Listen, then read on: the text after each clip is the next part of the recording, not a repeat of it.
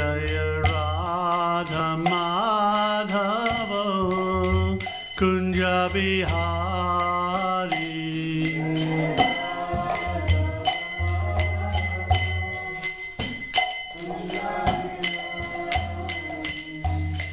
Gopi Janavallabha Girivaradari.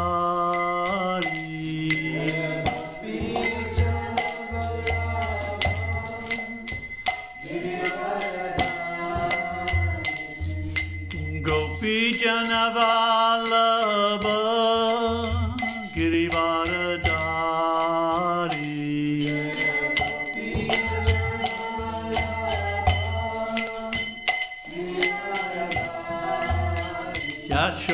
Yashodanandana Braja Janaranjana.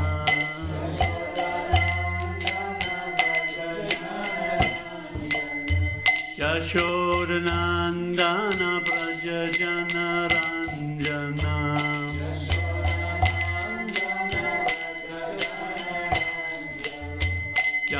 Yamunatira Vanachari.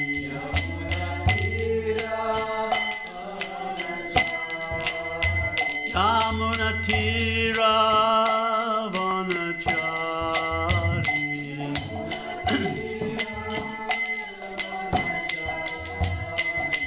Jaya Radha Madhava Kunja Bihari.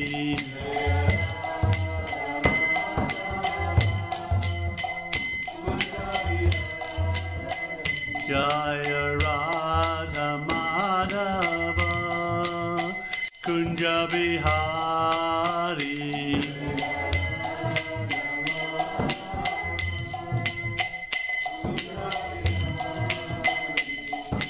Gopi Janavallabha Girivaradari.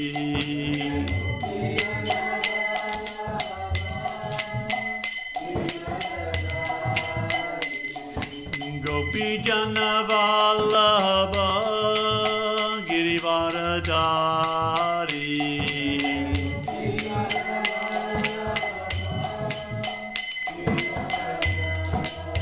Yashodanandana Braja Janaranjana.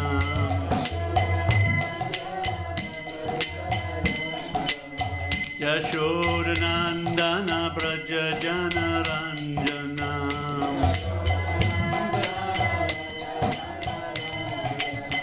Yamunatira Vanachari.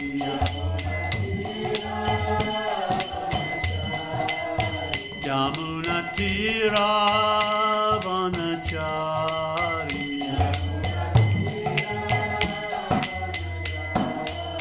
Jaya Radha Madhava Kunja Bihari.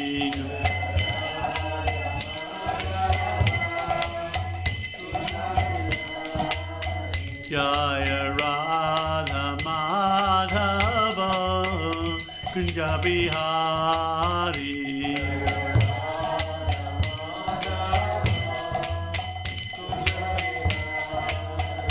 Hare Krishna, Hare Krishna, Krishna Krishna, Hare Hare, Hare Rama, Hare Rama, Rama Rama, Hare Hare.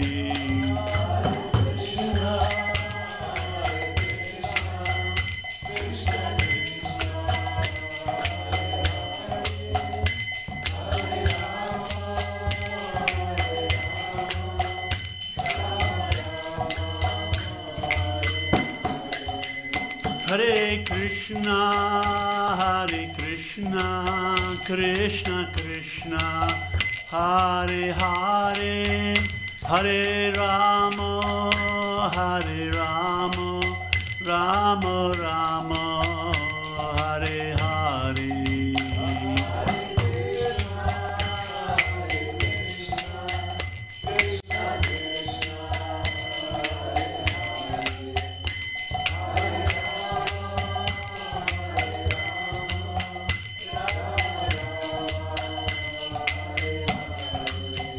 Hare Krishna, Krishna Krishna, Hare Hare, Hare Rama, Rama Rama, Hare Hare.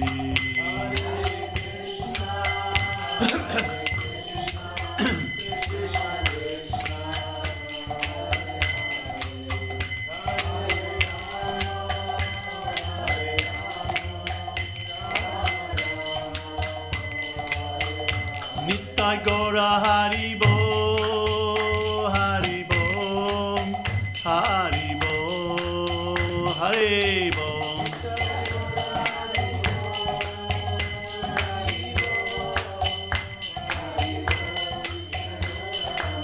Jaya Jaya Prabhupada, Prabhupada, Prabhupada, Prabhupada.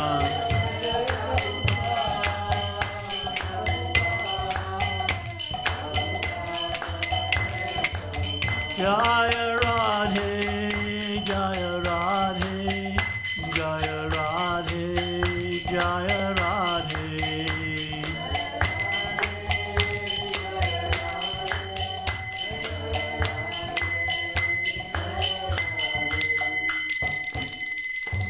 Srila Prabhupada ki, Grantaraj Srimad Bhagavatam ki, Gaura Premanandi. All glories to the assembled devotees, all glories to Srila Prabhupada.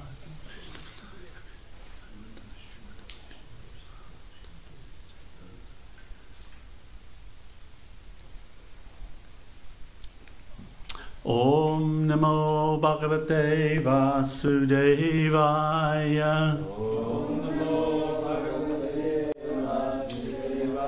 Om Namo Bhagavate Vasudevaya.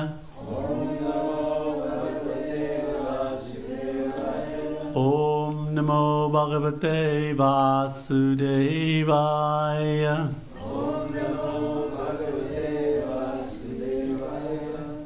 Hare Krishna. So this morning, as part of our Scientific Saturdays,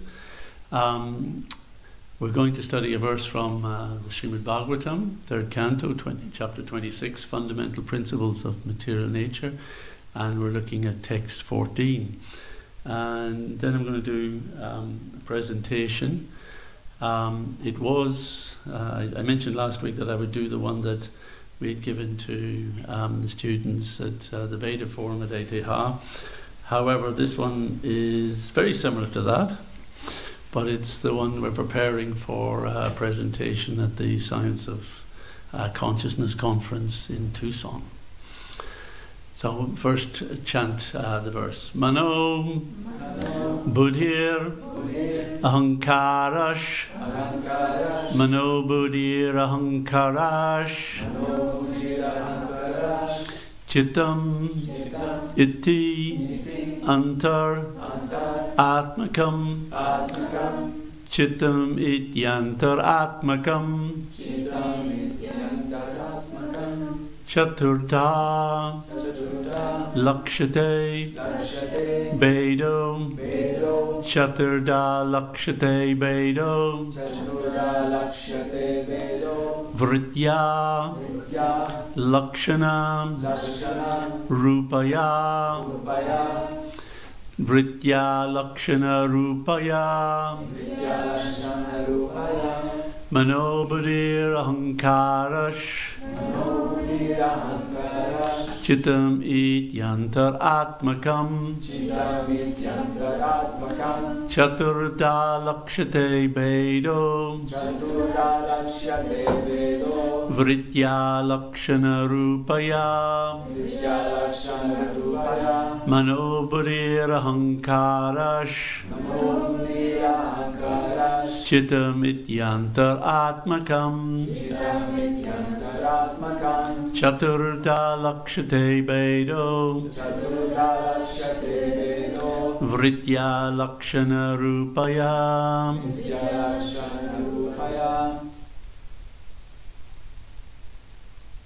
Manobuddhirahankarash Chitam idyantaratmakam Chaturda lakshate vedo Vritya lakshana rupaya Manobuddhirahankarash Chitam adyantaratmakam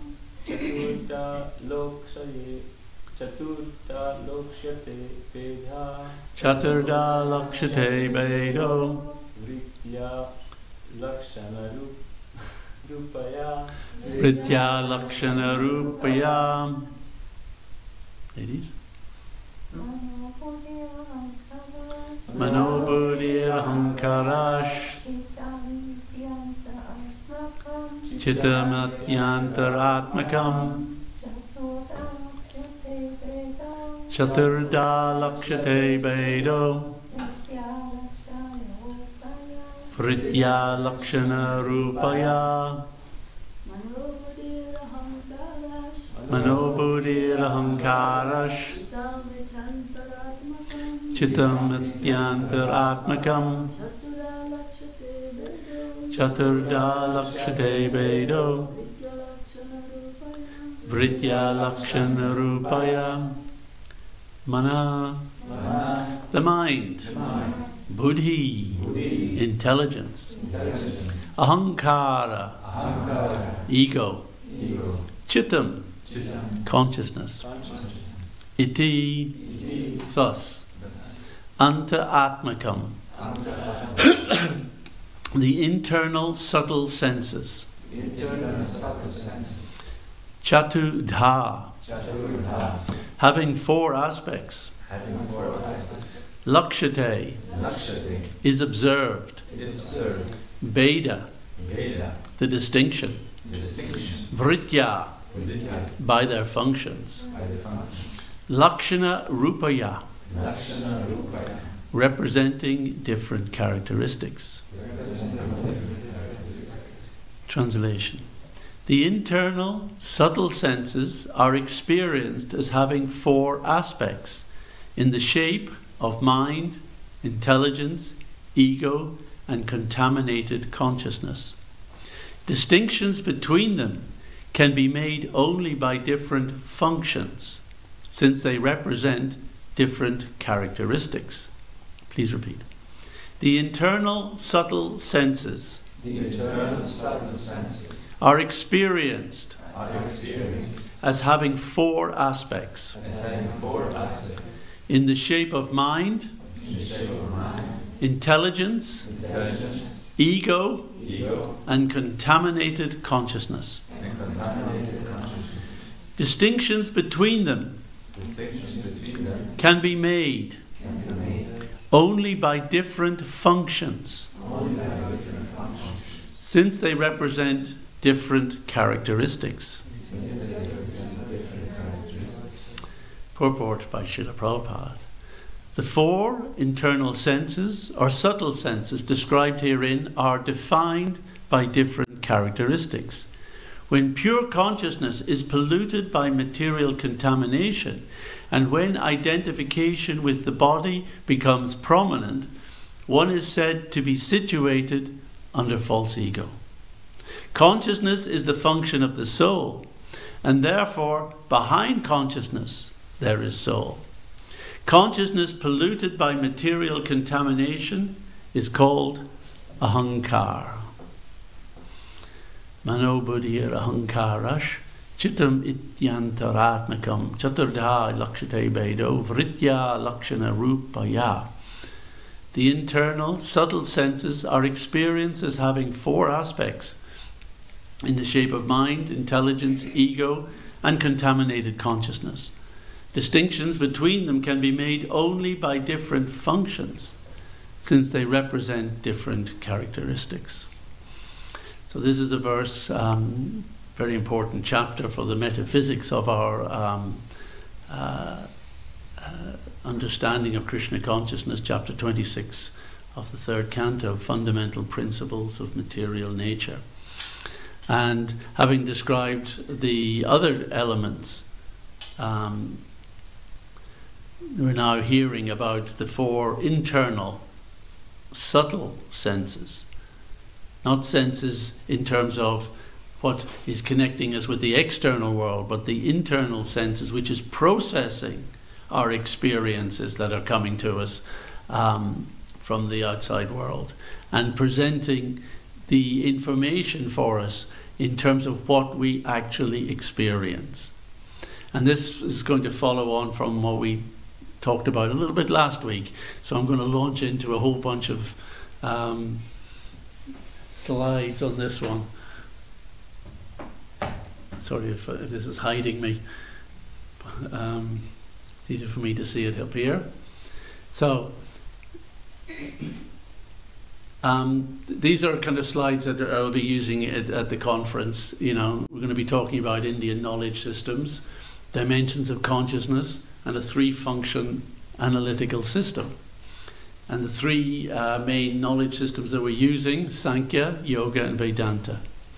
Obviously, Vaishnav Sankhya, Vaishnav-based yoga, Bhakti Yoga, and mystic information, and Vaishnav Vedanta. So we talked about these last week, and I'm just going to run through them very briefly. These were the axioms we established, that they're not established by Shastra or science or philosophy. They are what you know to be true about yourself. And no one else can prove them to you, and no one else can disprove them, because this is your direct experience. I exist. I experience. I'm the subject of my experiences. We say, I see, I hear, I do, I think, I like. I am the observer of otherness. I am sitting here observing stuff that isn't me, including even my body, even my thoughts. I am the witness of those thoughts. I'm not the thoughts. I'm the witness of them. They pass by, and I witness them. And I am the persistent witness and observer throughout my life, over time.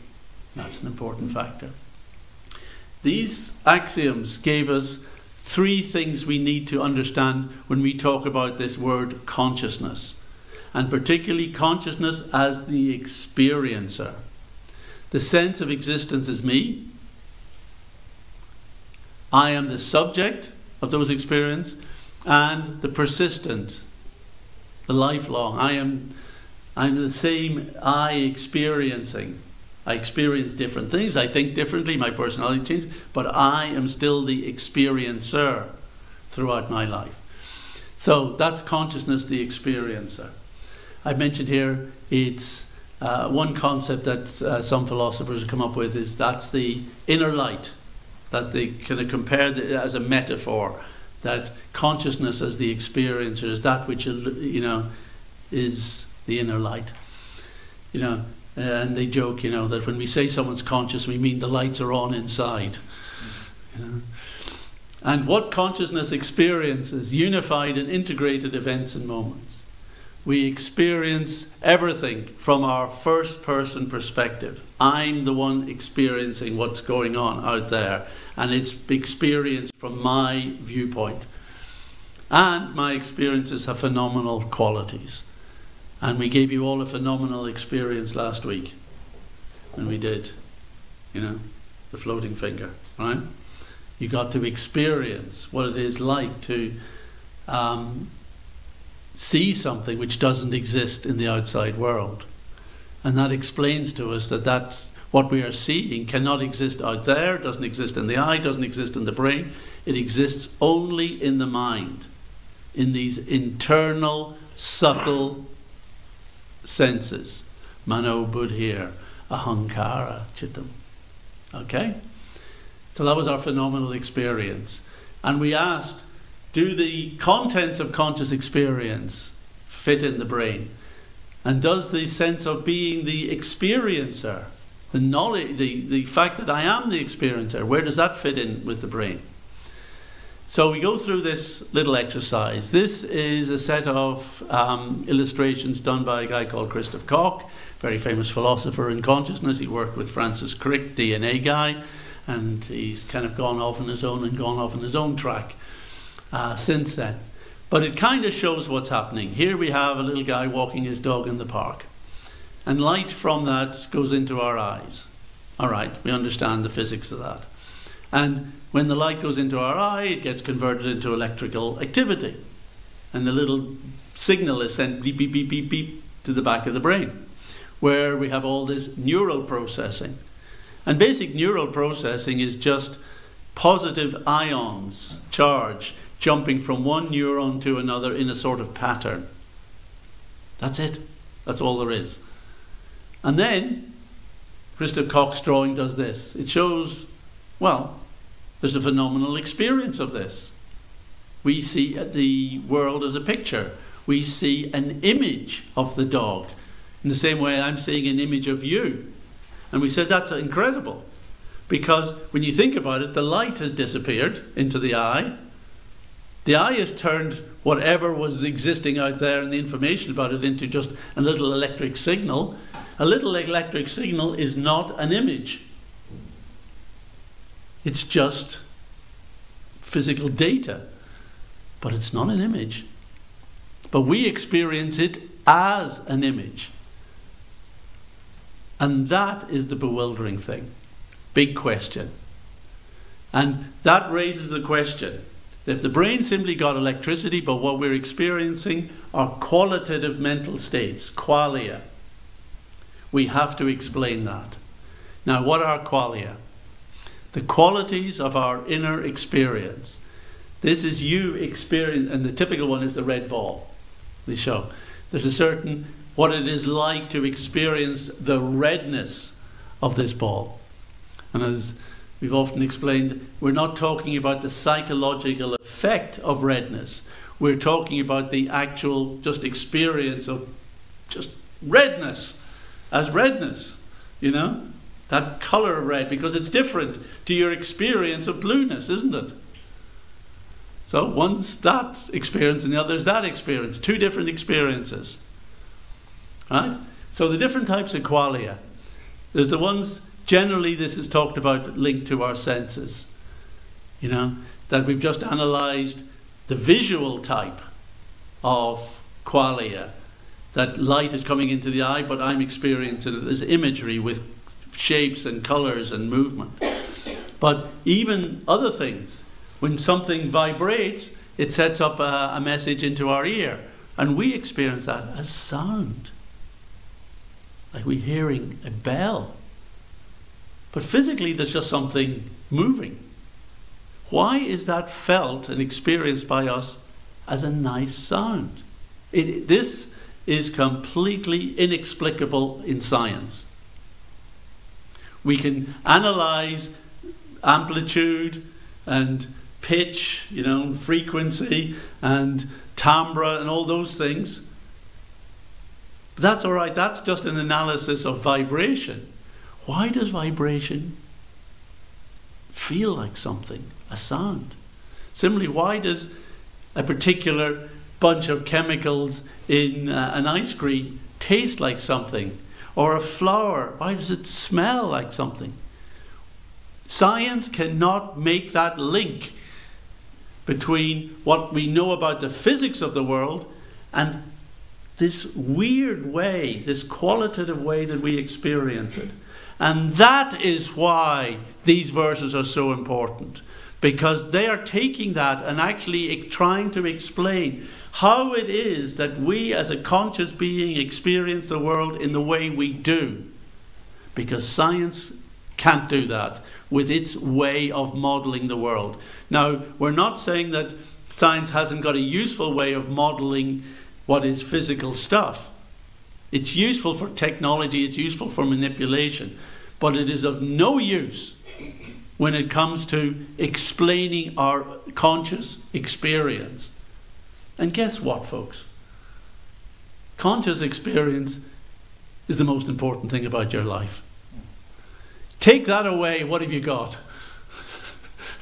Take away conscious experience, and what are you left with for yourself? Nothing. Nothing else matters as much as it does. But we take it for granted. We're so absorbed in the experiences, we are not appreciative of the ability to have those experiences. And other types of qualia are internal sensations, emotions. There is something that it is like to feel hungry, or happy, or fearful, or whatever. And even thoughts and ideas have a certain qualitative feel to them. So qualia are real. No one can say they're not.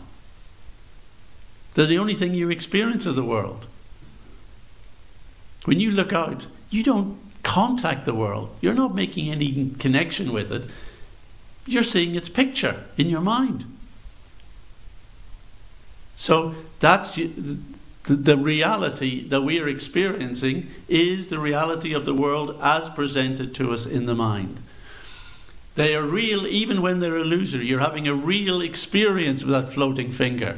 There may not be a floating finger out there, but you're having a real experience of it. And that's an important distinction. They're ineffable. It's impossible for me to understand what you're experiencing, and it's impossible for you to really completely explain to me what you're experiencing. We can try and, we have create some commonality, and we have some way of kind of getting on and discussing things. But ultimately, qualia cannot. They're private. I have no way of accessing what's in your head. And they're subjective. And this is the typical example. We'll just do a quick survey. Who sees black and blue colours? Who sees white and gold? Huh? They correlate, these A and B squares. You can see them. Are they the same colour of grey?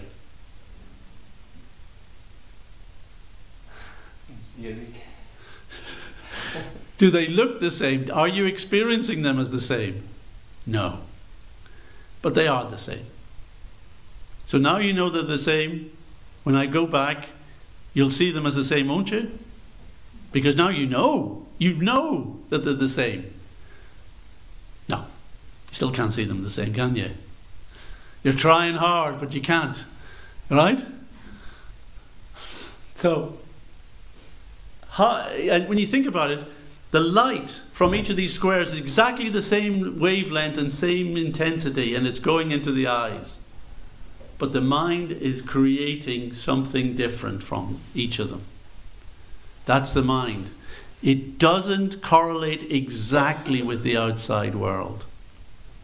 There's obviously a link, because that's the job of the senses, is to try and tell us what's out there. And to give us a good idea of it so we can actually operate and, catch things and move things around. We need to have a good idea what's out there. But we have to realize that actually it's not completely accurate. And so qualia are not physical properties.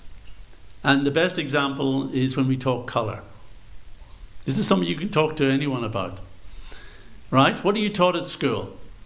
That colour is a property of wavelength, isn't it?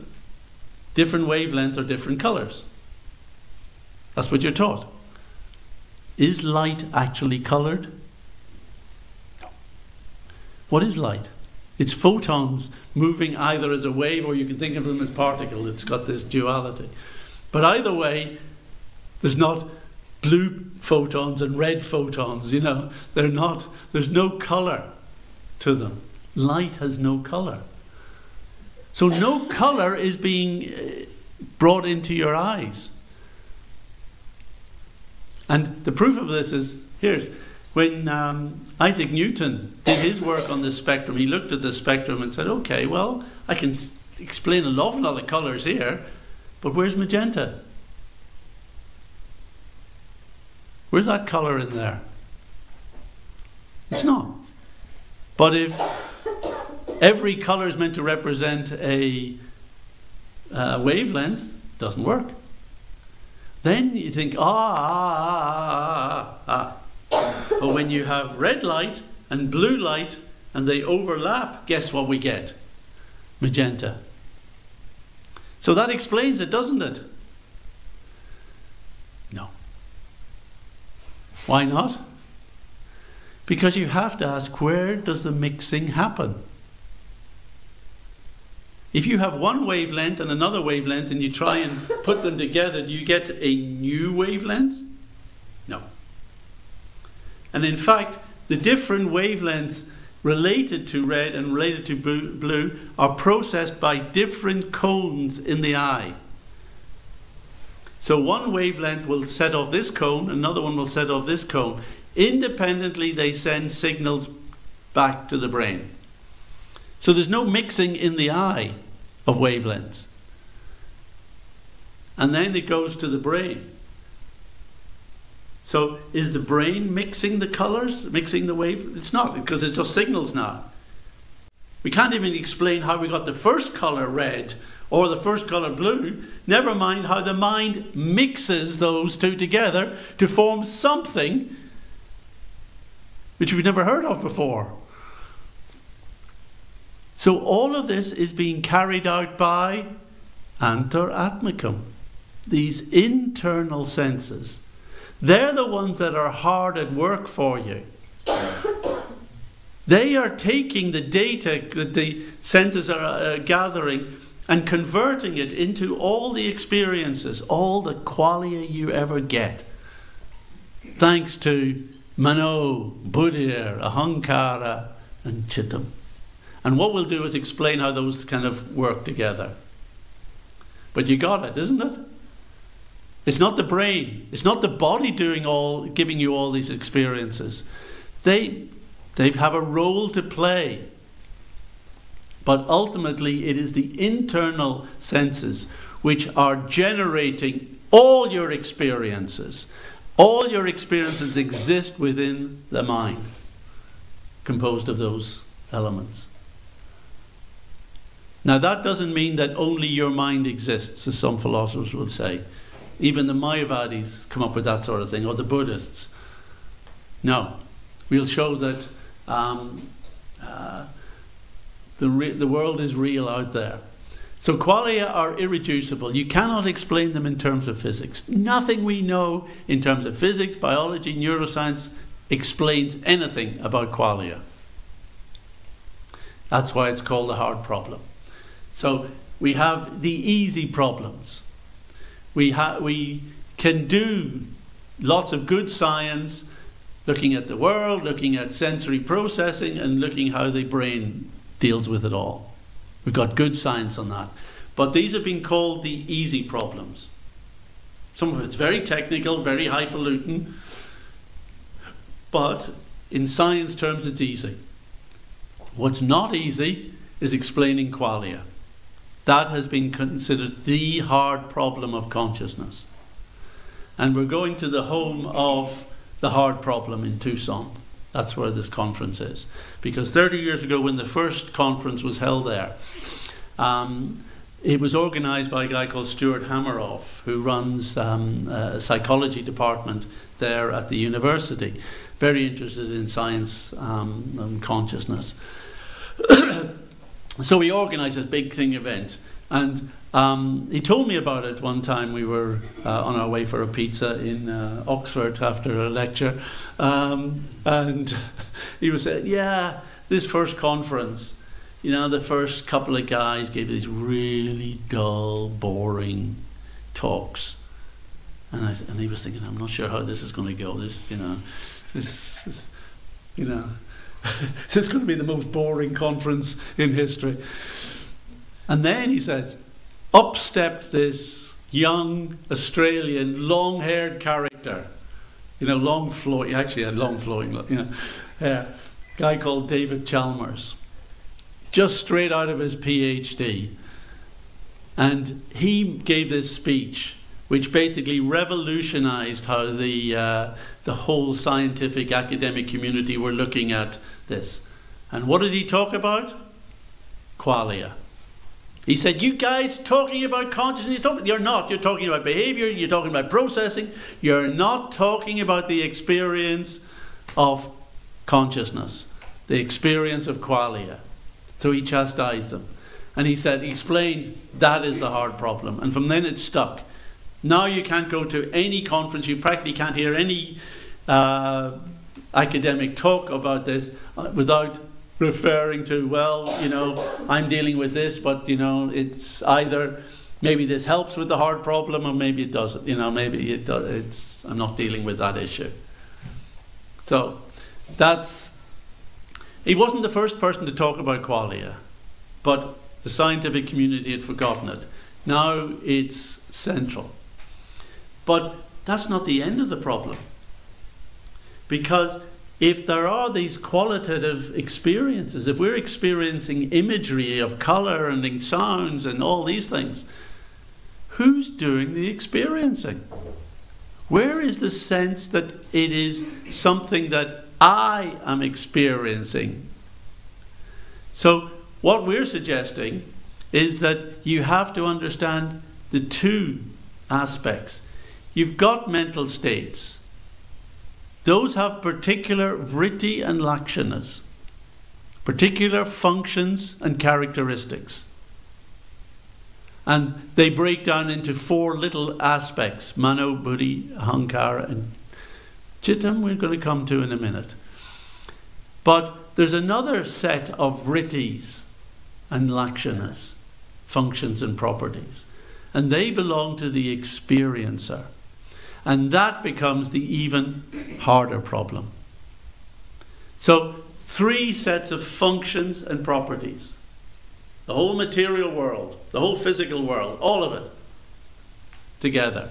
That works according to physics vrittis and physics lakshanas. And the mind is a whole different basket of vrittis and functions as given in this verse. And consciousness is its own basket of vrittis and lakshanas. Now this is a very clever verse, vritti lakshana. It's a very important concept, because too often people think, well, we know what the material world's made of, don't we?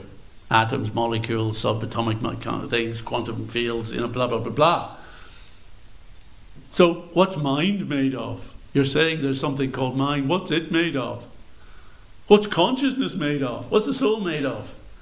Anyone ever ask you that? You know? And you kind of go, well, maybe spirit. But what's spirit?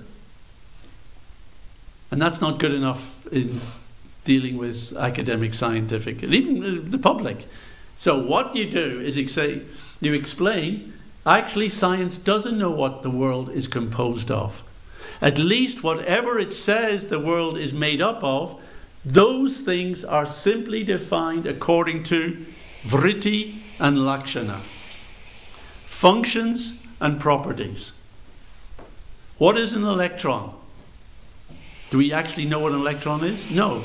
It is a thing that has particular properties of charge and mass and spin.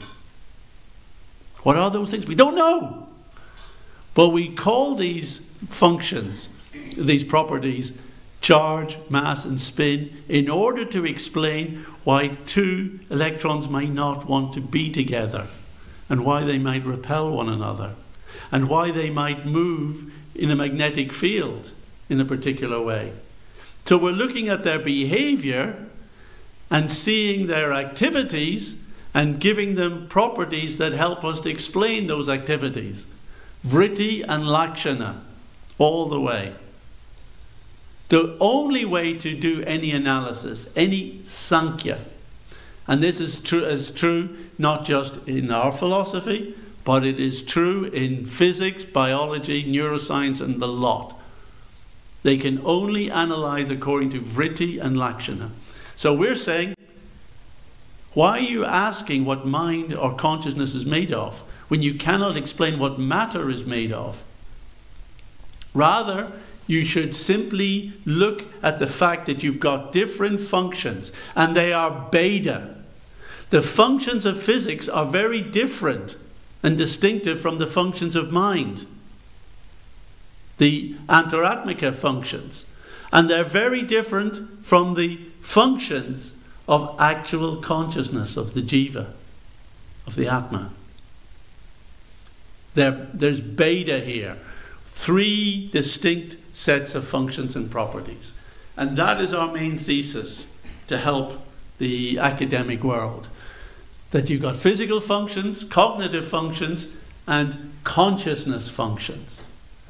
And without all 3 and understanding the nature that there needs to be all 3 and that they are distinctive, you cannot explain anyone's experience of this world. It's that important. And that is the huge contribution that is made by the whole Vedic tradition. But when we really want to understand the Vedic tradition and what it's saying on these metaphysics, we are so fortunate to have the Srimad Bhagavatam, because that's the clearest presentation of this. And because it's a Bhashya tradition, commentary tradition, we are so fortunate to have the Vaishnav commentators throughout the ages, down to the translations provided by Srila Prabhupada. That is our great fortune. So now we can actually look at these things. And our understanding, is consciousness real? Yeah, we know it's real. I've got it. No one can tell me it's not real. Is what I'm experiencing in the mind real? Well, I certainly experience it. Yeah. And that's not meant to be together. But the third one, is the world real? That's the one actually that's in question. That one's a philosophical question. But our view is that it is real. Oh, we got those the wrong way around. And the interaction between the world, there's going to be glitches in this, because this was all put together in the last couple of days at high speed. Excuse me. We know there's interaction between the world and our mind. We know we're gathering information about the real world. And we know we're observing what's in the mind. So the 3 types of functions are real, and the interactions between them are real. What does that mean? That means that they must all be part of a single, unified ontology. They are all part of the same reality. That reality may have different manifestations and different appear in different aspects, but they're all linked together. It's not that there's matter and spirit and the twain will never meet. That's not how our Bhagavatam explains it. They're unified. And of course, ultimately, we know they're unified because it's Krishna and Krishna's energies. That's what unifies it all. But we'll come to that. And the big questions that has to be then asked, well, how do these 3 different sets of functions come to be? What is the origin of physical properties? What is the origin of mental properties? What is the origin of the observer properties? And what is the mechanism of their interaction? So any theory of consciousness has to deal with all these questions. And that's what they don't do. Most theories try to explain one tiny little thing which doesn't even address one of these questions properly. But there is no theory of consciousness out there that explains anything, and certainly doesn't explain it in terms of physical explanations. If we look together and gather up all the evidence that has been amassed on all the work on consciousness and neuroscience, and show you the direct evidence that exists for explaining that consciousness comes from the brain, let me show you it all here.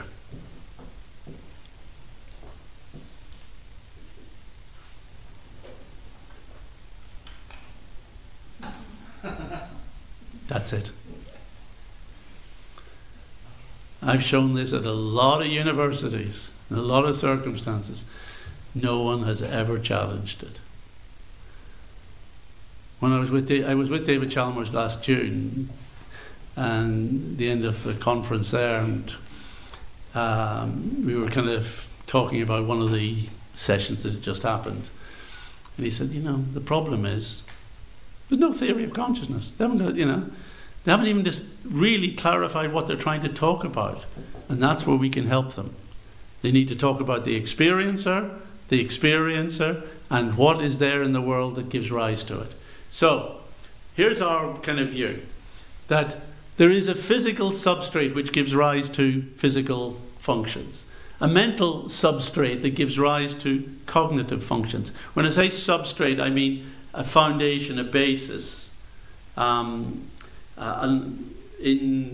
Sanskrit terms, it'd be alambana or ashraya.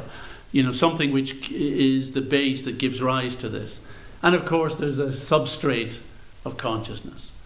Now, the physical functions and cognitive functions are actually unified by that the physical substrate and the mental substrate arise from what can be called a psychophysical substrate, which in our understanding is prakriti, which is both dravya and gunas. We'll come to that in a moment. But that's what unites it. Now, this is not an extraordinary theory, because this has influenced other thinkers. And here's some examples of this framework. The M5 model was done by Robert John and Brenda Dunn at Princeton University when they did the Princeton Engineering Anomalous Research. 27 years of experiments in mind-matter manipulation, which demonstrated, their data demonstrated beyond anything, that intention on its own can influence material systems. So they have a model which is a little similar. Dual aspect monism. Harold Atmanspacher here at ETH, one of the big professors, and he's going to be speaking at the conference at the same time we're doing our workshop. He has his workshop on dual aspect monism. And dual aspect monism is shown is the same as psychophysical monism. Psychophysical monism is being promoted by Thomas Nagel, also very famous in consciousness. So things are changing. 20 years ago, no one would have been able to speak like this. But now they're all saying you can't put mental properties and physical properties. They're not the same thing. One doesn't come from the other. The brain doesn't produce mental things. Maybe they come from the same base. Maybe that's how they link to some kind of psychophysical substrate. Very interesting. Because that's what we got here. A psychophysical substrate, which is prakriti. And prakriti is composed of substance and information. Dravya, the material stuff, the substance stuff, and the gunas. Everything is energy and information. And the gunas, when they mess around with the dravya, they produce the different subtle aspects of that ultimately then manifest as the physical world. And they also generate from ahankara in ego, from ahankara, from the ahankara in goodness we get mind, from the ahankara in passion we get buddhi. They generate the cognitive functions. Now, let's just think. The big question is this: what is this mechanism of interaction that you see?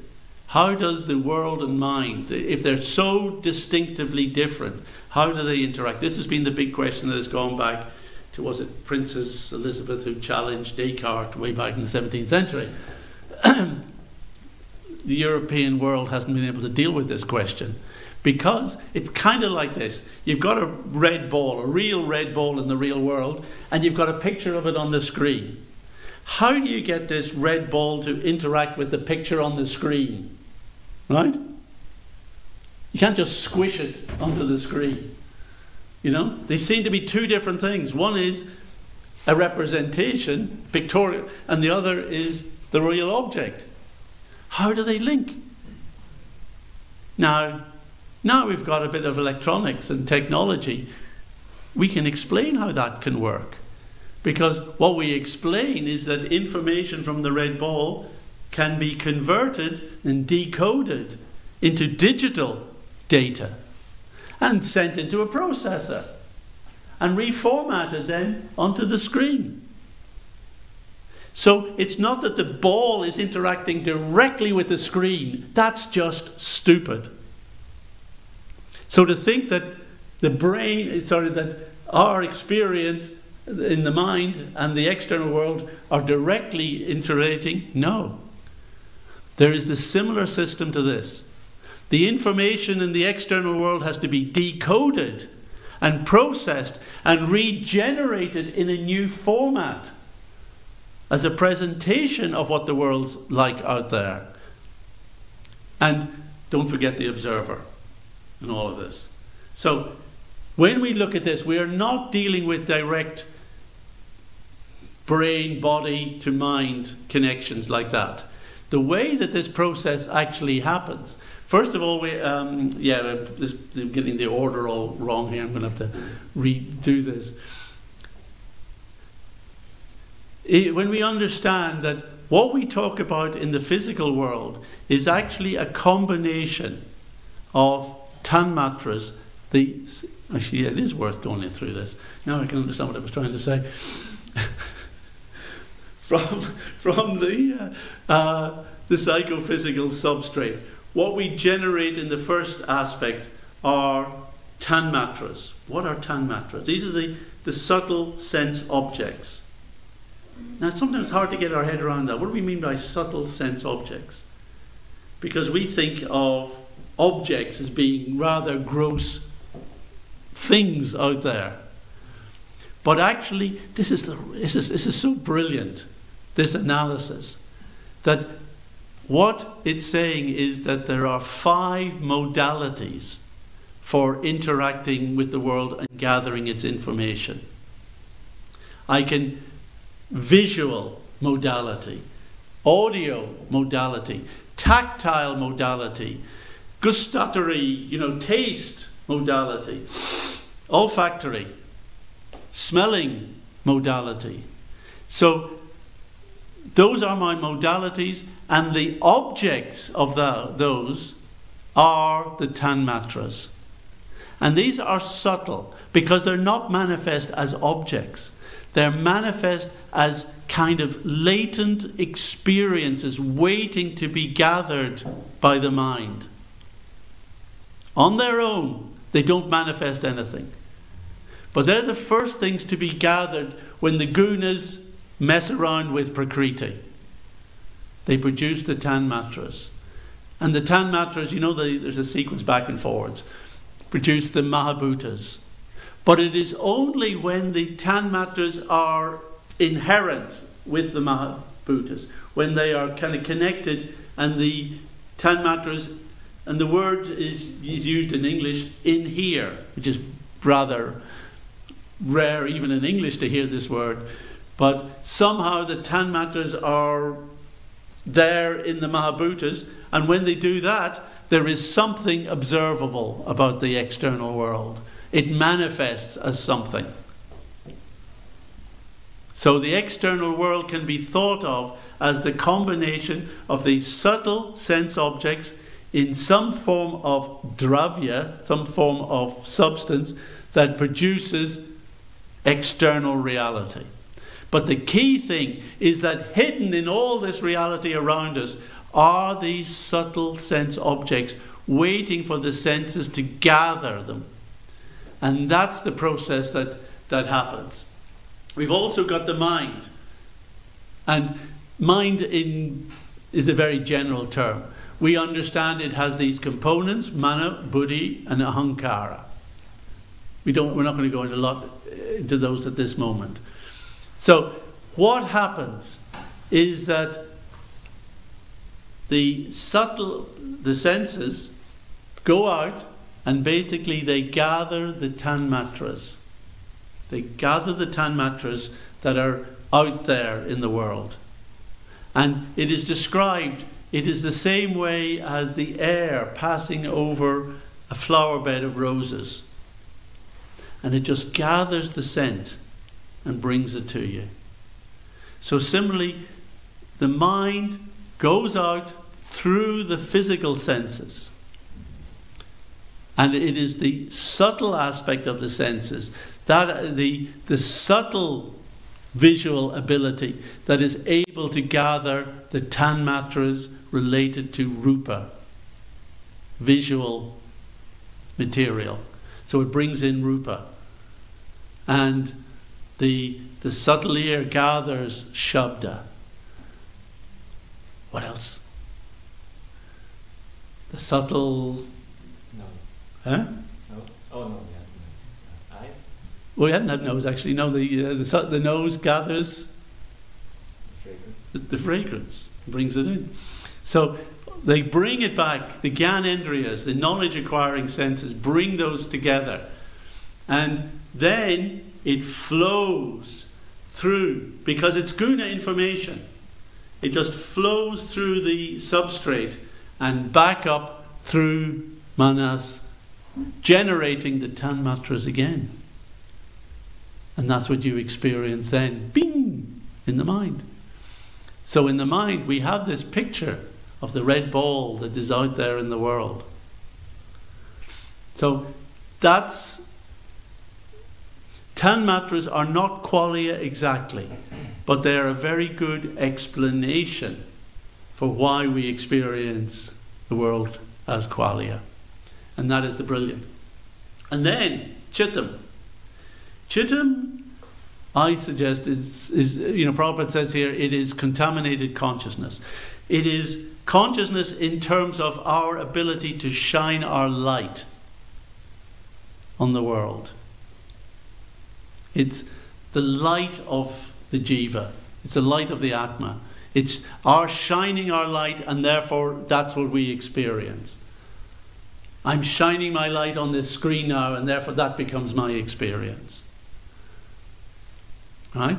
And what the chitta shines its light on is the mind.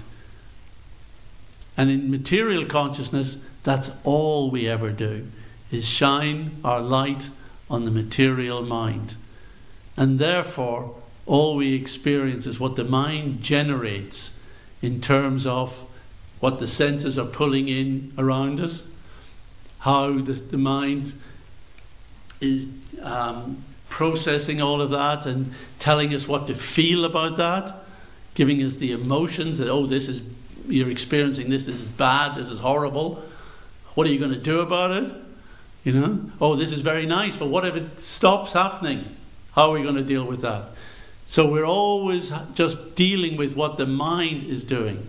Our chitta is completely contaminated because we have allowed it to be fully absorbed in what the mind can do.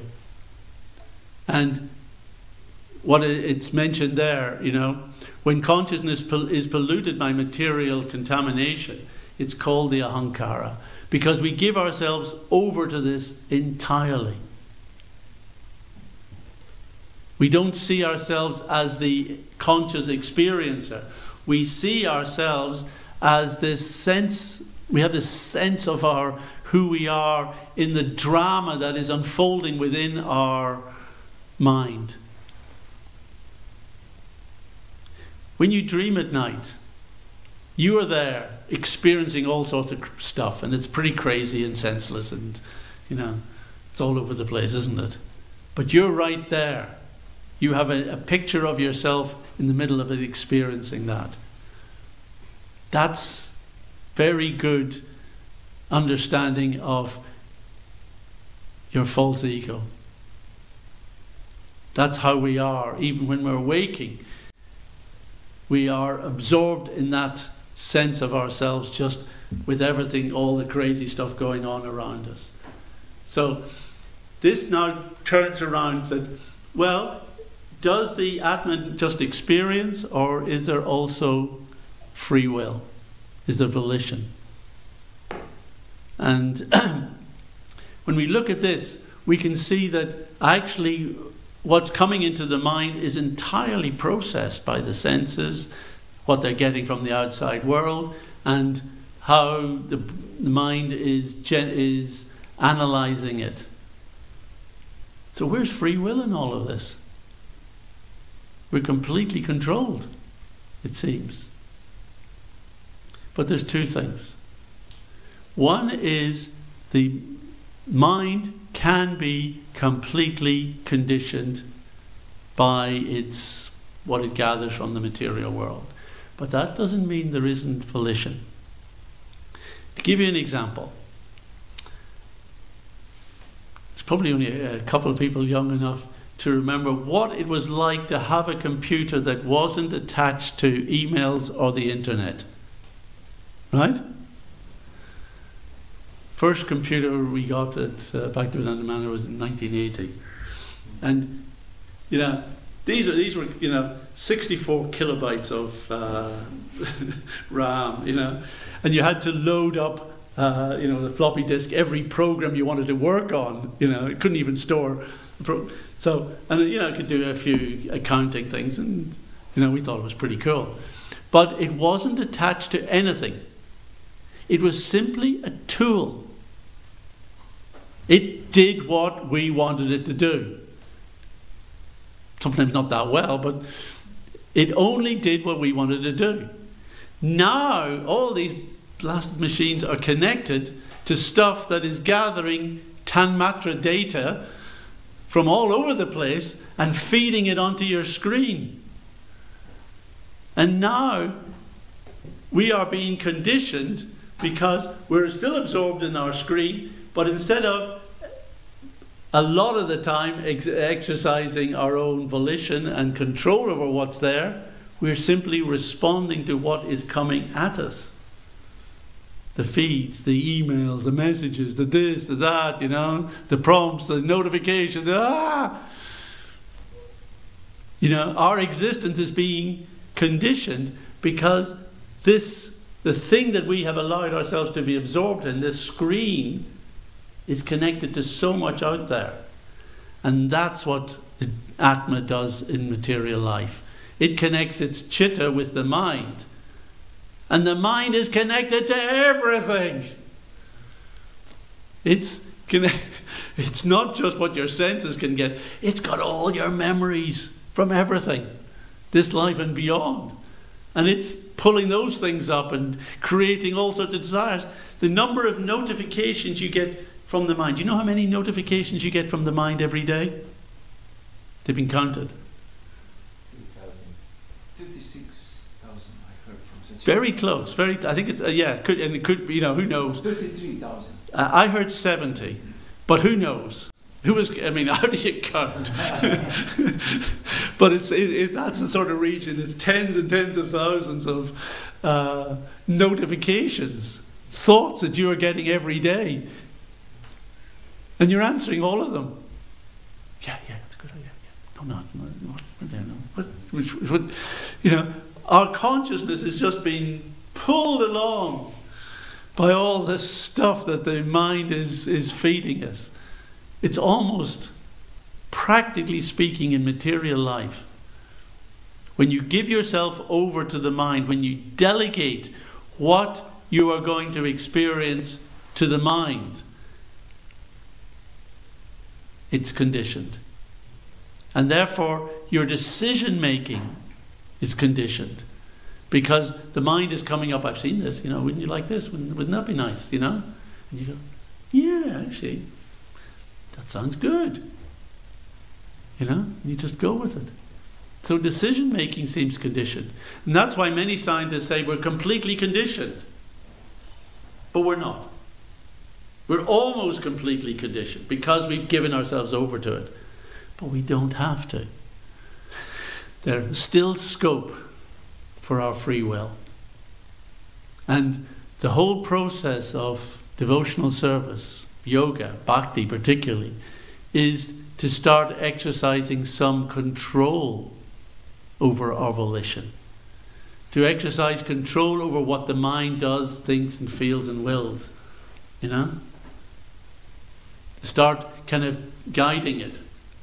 because with volition, what's happening is we're generating ideas based on, this is kind of material consciousness. When I've got a concept of myself as the ahankara, I'm generating things that I would like to enjoy according to the modes.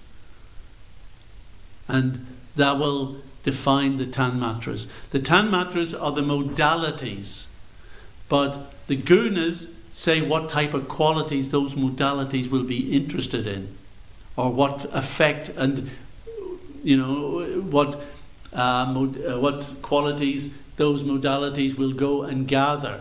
Will they gather tastes in the mode of goodness or in the mode of ignorance? Will they look for sounds in the mode of passion rather than the mode of goodness?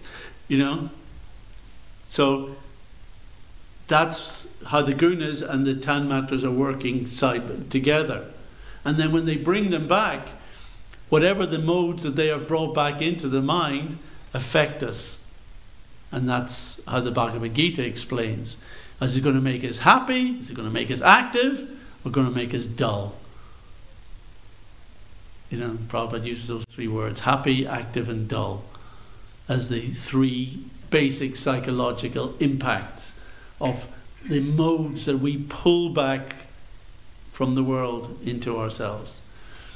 So the mind interacts then through the karmendriyas and gets them. I'm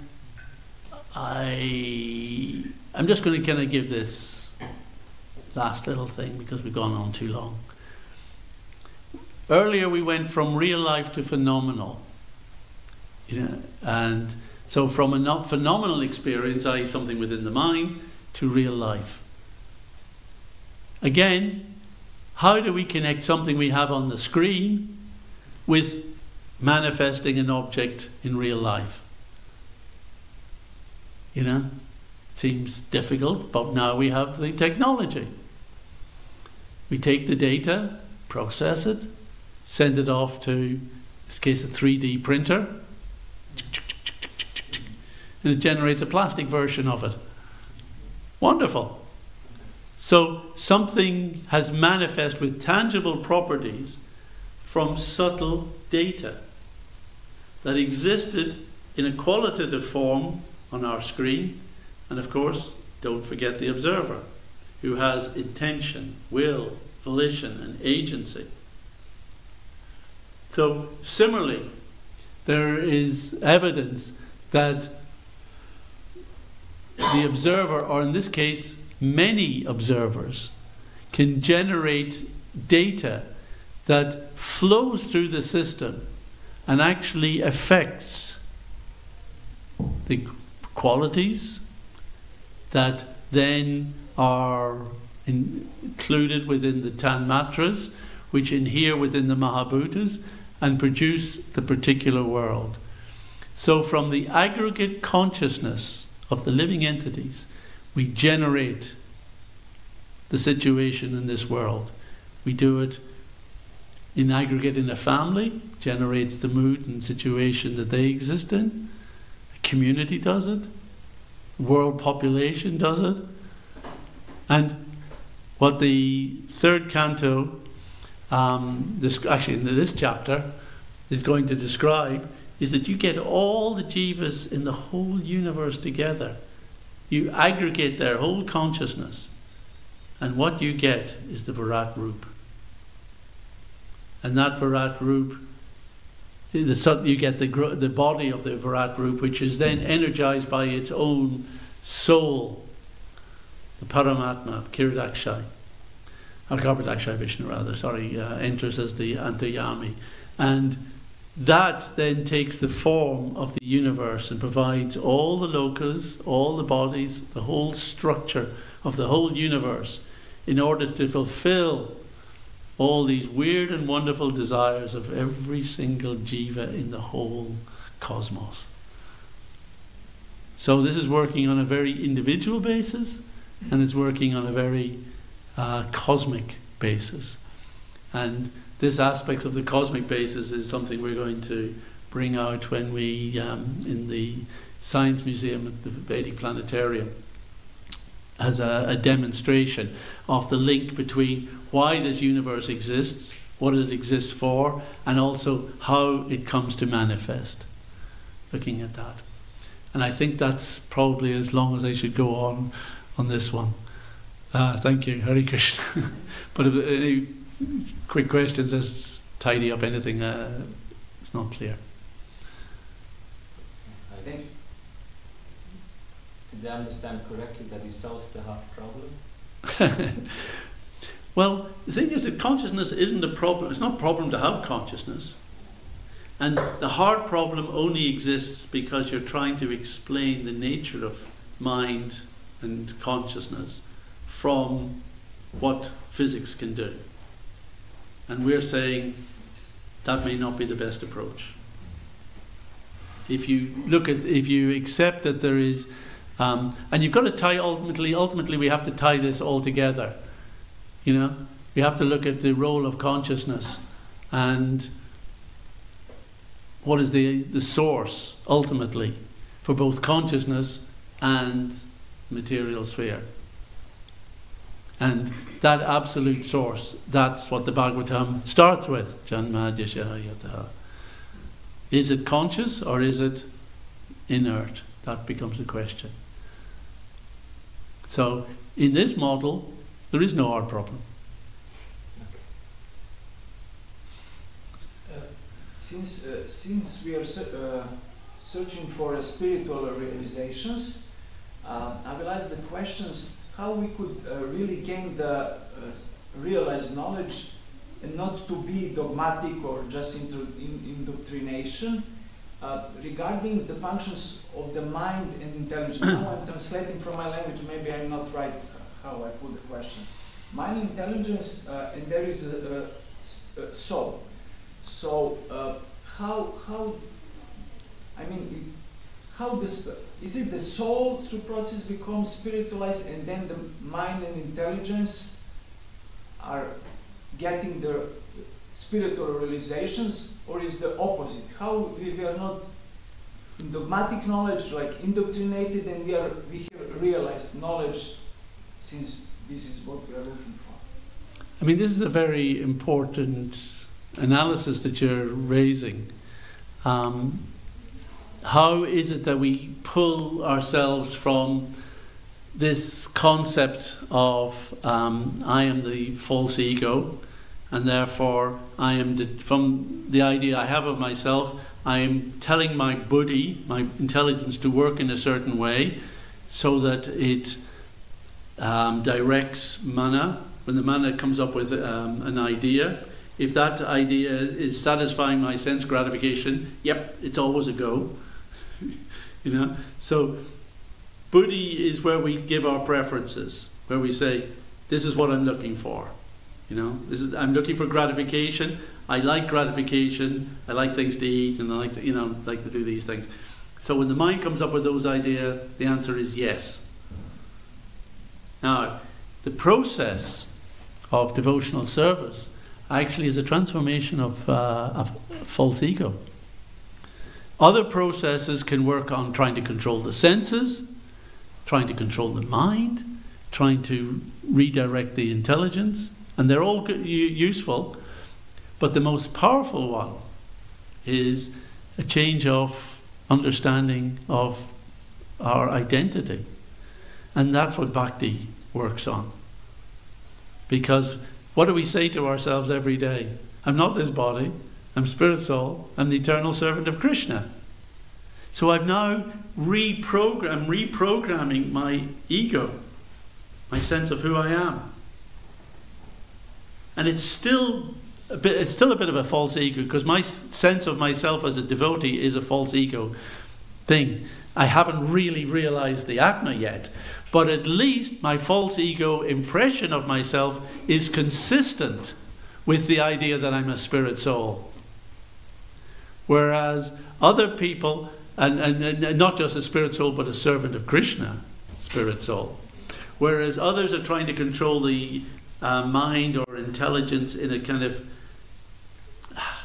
mechanistic way. They're mechanical, they're trying to use their own control. But once we kind of accept ourselves as the eternal servant of Krishna, as my identity, but at the moment I think of myself as an eternal servant of Krishna in a material body, in a male body, in the old body, in a, you know, like this. So I've got a material conception of what it is to be an eternal servant of Krishna. But at least by trying to be an eternal servant of Krishna and trying to please Krishna, I'm getting a lot of help. And Krishna, as the super soul, is in there as controlling buddhi.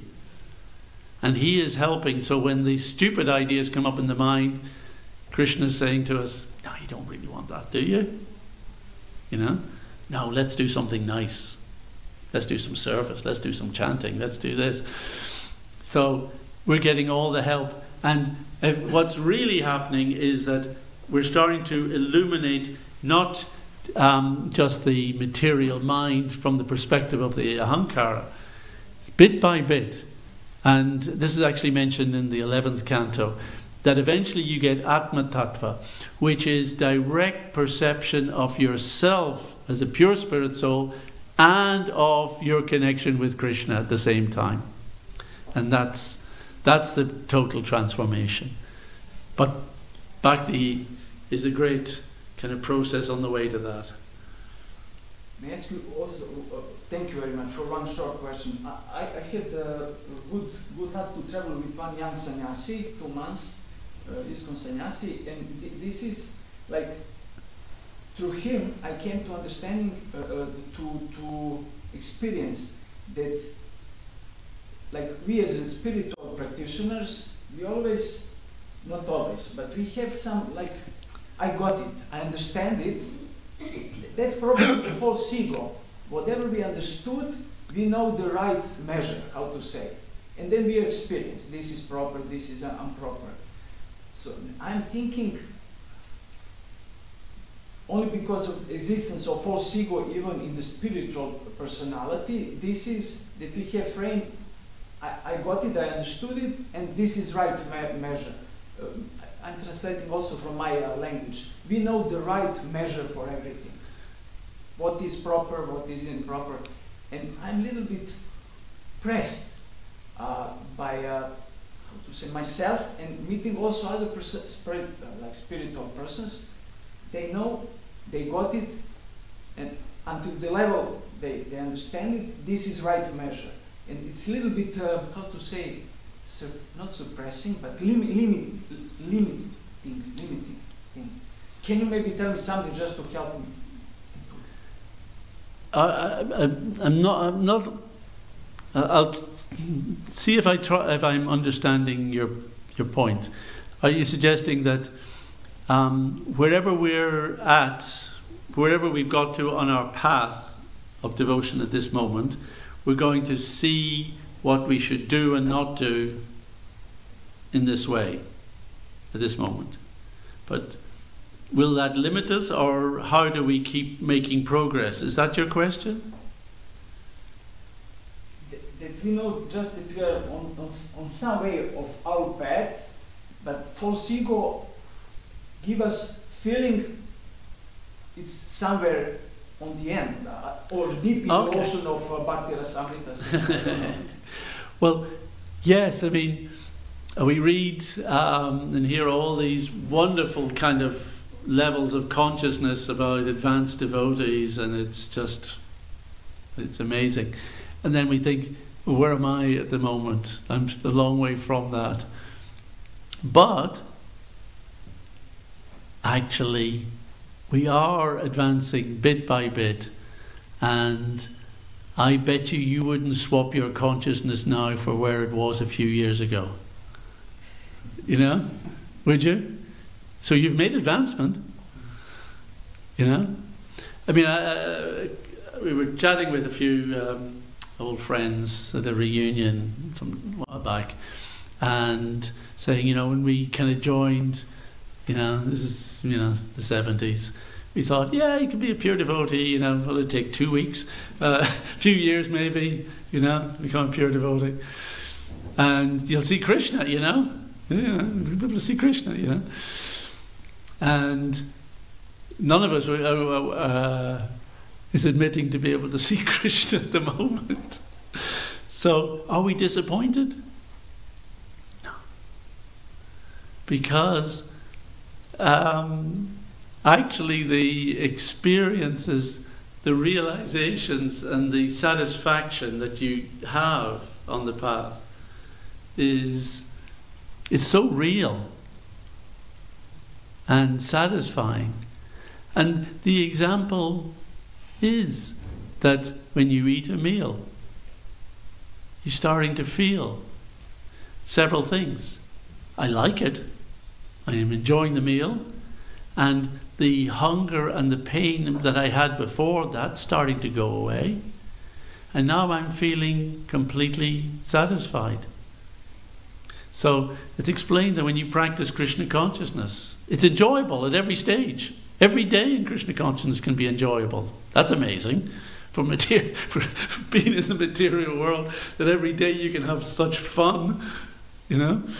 And at the same time, you're becoming more satisfied in your spiritual yearning. And the material yearnings don't seem so important or powerful anymore on you. So we're making, you know, you feel the experience in progressing. And the only thing that will stop the progress are offenses, particularly against, you know, you can have offenses against the holy name or Krishna, but the ones that really kind of impact how we feel in our progress will be against the spiritual master and even other devotees. So if we're feeling a little down, it's probably because I better look at my relationships. But other than that, it's steady progress. Thank you very much. Hare Krishna. Jai Srila Prabhupada. Grantaraj Srimad Bhagavatam Ki Jai. Is there a